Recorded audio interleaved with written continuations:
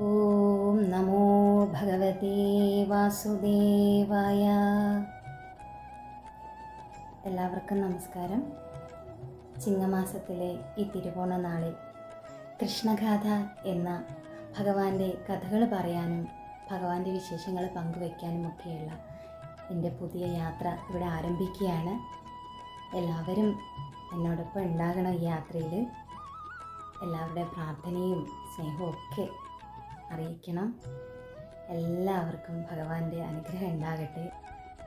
ഇന്ന് നമുക്ക് തിരുവോണമല്ലേ, ആദ്യം നമുക്ക് ഭഗവാന്റെ ദശാവതാരത്തിൽ 5ാമത്തെ അവതാരമായ വാമന അവതാരത്തെക്കുറിച്ച് അറിയാം.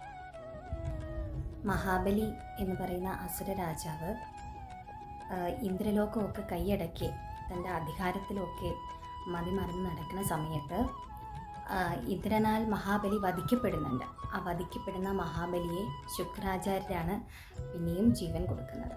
ജീവൻ തിരിച്ചു കിട്ടിയ മഹാബലി ഇന്ദ്രനെ തോപ്പിച്ച് ഇന്ദ്രലോകമൊക്കെ കൈയടക്കുകയാണ്.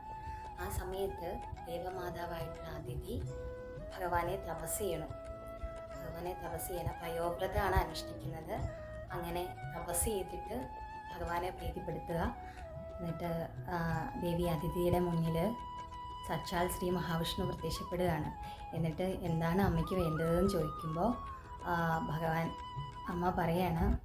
അമ്മ പറയാണ്, തൻ്റെ മകൻ്റെ ഈ അവസ്ഥയൊക്കെ കാണുന്നില്ലേ അങ്ങ്, നിങ്ങളെ സഹായിക്കാൻ വേറെ ആരുമില്ല എന്ന് പറഞ്ഞ് ഭഗവാനോട് അപേക്ഷിക്കുമ്പോൾ ശ്രീ മഹാവിഷ്ണു പറയാണ്, അമ്മ വിഷമിക്കേണ്ട, ഞാൻ അവിടുത്തെ മകനായിട്ട് വാമന രൂപത്തിൽ പിറക്കും. അന്നേരം ഇതിനെല്ലാം ഒരു പരിഹാരം ഉണ്ടാക്കി തരാമെന്ന് അമ്മയോട് പറയാണ്. അങ്ങനെയാണ് വാമനമൂർത്തിയായിട്ട് അതിഥിയുടെ പുത്രനായിട്ട് ഭഗവാൻ അവതരിക്കുന്നത്. മഹാബലി അശ്വമേധ യാഗം നടത്തുന്ന സമയത്ത് വാമനമൂർത്തി അവിടെ ചെല്ലുന്നു. അപ്പം മഹാബലി അസുരനാണെങ്കിൽ പോലും അദ്ദേഹത്തിന് വാക്കുകൾക്ക് വില കൽപ്പിക്കുന്ന ആളായിരുന്നു മഹാബലി. ദാനധർമ്മിഷ്ഠനായിരുന്നു. അപ്പം വാമനമൂർത്തി അങ്ങോട്ട് ചെല്ലുമ്പോൾ എല്ലാ ആദരങ്ങളും കൊടുത്ത് വണങ്ങി, അതിനുശേഷം എന്താണ് അങ്ങേക്ക് വേണ്ടുന്നത് എന്ന് ചോദിക്കുന്നു. എന്ത് വേണമെങ്കിലും ചോദിച്ചോളൂ, ഈ ലോകത്തുള്ള എന്തും ഞാൻ തരാം എന്ന് പറയുന്നു. അപ്പം ഭഗവാൻ മഹാബലിയെ പരീക്ഷിക്കാനായിട്ട്, അതായത് മഹാബലിയുടെ ഉള്ളിൽ തനിക്ക് സാധിക്കാത്തതായിട്ട് ഒന്നുമില്ല എന്നുള്ളൊരു അഹങ്കാര ബോധം ഉണ്ട് എന്ന് മനസ്സിലാക്കിയ ഭഗവാൻ തനിക്ക് തപസ് ചെയ്യാൻ വേണ്ടിയിട്ട് 3 അടി മണ്ണ് മാത്രമേ വേണ്ടൂ, 3 അടി ഭൂമി മാത്രമേ വേണ്ടൂ എന്ന് പറയുന്നു. അതിനുശേഷം മഹാബലി ദാനത്തിന് വേണ്ടിയിട്ടുള്ള കർമ്മങ്ങളൊക്കെ ചെയ്യുകയാണ്. ആ സമയത്ത് ഭഗവാൻ പൊടുന്നനെ വലുതാകുകയാണ്. പൊടുന്നനെ വലുതായിട്ട് ഭഗവാന്റെ 2 അടി വെച്ചപ്പോൾ തന്നെ ഭൂമിയും അളന്നു കഴിഞ്ഞു, സുതലവും അളന്നു കഴിഞ്ഞു, ആകാശവും ഒക്കെ അളന്നു കഴിഞ്ഞു. 3ാമത്തെ അടി വെക്കാനായിട്ട് സ്ഥലമില്ല. മഹാബലിക്ക് കാര്യം മനസ്സിലായി, സാക്ഷാൽ മഹാവിഷ്ണു തന്നെയാണ്, ഇനി രക്ഷയില്ല, എന്ത് ചെയ്യും എന്നോർത്ത് വിഷമിച്ചിരിക്കുന്ന നേരത്ത് ഒരു വാക്ക് പറഞ്ഞാൽ അത് പാലിക്കാതെയും വഴിയില്ല. അങ്ങനെ മഹാബലി ഭഗവാനോട് പറയാണ്, ഭഗവാനെ എൻ്റെ അവിവേകമൊക്കെ അങ്ങ് പൊറുക്കണം, അവിടുന്ന് ആ 3ാമത്തെ പാദം അടിയൻ്റെ ശിരസിൽ വെച്ചോളൂ എന്ന് പറഞ്ഞിട്ട് മഹാബലി ശിരസ് കുടിച്ചു കൊടുക്കുകയാണ്. അപ്പോൾ ഭഗവാൻ ചെറുതായിട്ട് അവൻ്റെ ആ കുഞ്ഞു പാദങ്ങൾ മഹാബലിയുടെ ശിരസിൽ വെച്ച് മഹാബലിയെ അനുഗ്രഹിക്കുകയാണ്. അത് മാത്രമല്ല, ഭഗവാൻ മഹാബലിക്ക് സ്വർഗതുല്യമായിട്ടുള്ള ജീവിതമാണ് അനുഗ്രഹം നൽകിയത്. നമ്മൾ കുഞ്ഞുനാളിലൊക്കെ പറഞ്ഞു കേട്ടിട്ടുണ്ട്, ഇപ്പോഴും അവിടെ ഇവിടെയൊക്കെ ആയിട്ട് കേൾക്കുന്നുണ്ട്, മഹാബലിയെ ഭഗവാൻ പാതാളത്തിലേക്ക് ചവിട്ടി താഴ്ത്തിയെന്ന്. ശരിക്കും അങ്ങനെയല്ല, മഹാബലിക്ക് സ്വർഗതുല്യമായ ജീവിതമാണ് പിന്നീട് ലഭിച്ചത്. ആ സമയത്ത് മഹാബലിയുടെ പിതാമഹനാണ് പ്രഹ്ലാദൻ.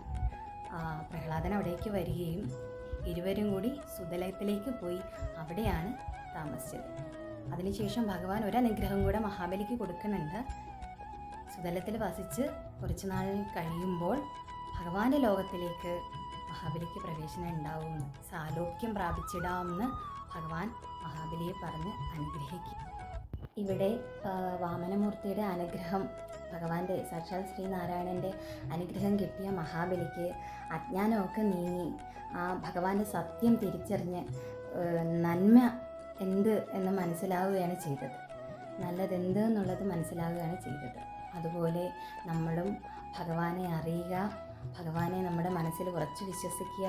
മഹാബലി എന്ന് പറയുന്ന ആ രാജാവ്, അദ്ദേഹം തൻ്റെ പദവിയിലും ധനത്തിലുമൊക്കെ അഹങ്കരിച്ചിരുന്നു.